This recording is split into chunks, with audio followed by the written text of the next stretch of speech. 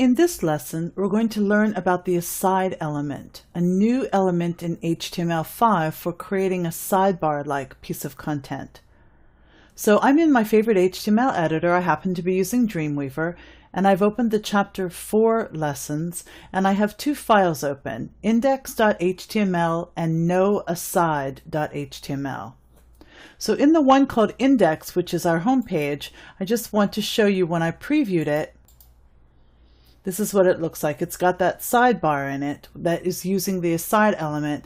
We're going to go to the other file called noaside, and we're going to add that content in. So the first thing you want to do is open a text program like Word, or I'm on a Mac, I'm using TextEdit, and open from the Chapter 4 lessons, open the file called aside. It's just simply a text file, and copy all of that text. So I'm selecting it and I'm using my keyboard shortcut. I'm on a Mac. Command C to copy on a Mac, Control C to copy on Windows.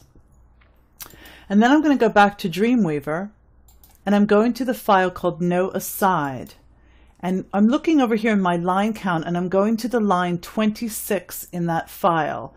And right after the close header tag, I'm going to paste that content. So what it is it actually has, I pasted it in here and I'll show you what it is. It actually has the sidebar element already created for you, so you don't have to go in and create it. So I'm going to go in here and search for aside in my source code and show you that what it did, so this is where the last tag was before we pasted in. So it's gone in here and added all this content for you automatically. So I'm using a tag called the aside tag, and it automatically is going to put the text in that sidebar category. And then when I'm finished, I've got the close aside. So I've gone in here and already put in all the information you need. It's got a header using the H3 tag.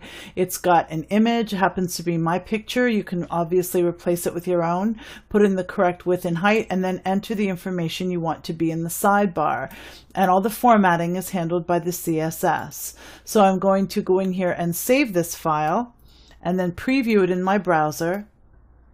And there you can see exactly what it looks like. So just to show you what it looked like before without having that sidebar on it, this is what it looked like before. This is what the original file looked like, the noaside file. And then after we add it, this is what it looks like. So it pushes it over to the left. These two posting columns go to the right, and we have a nice little sidebar, and that was created using the aside element.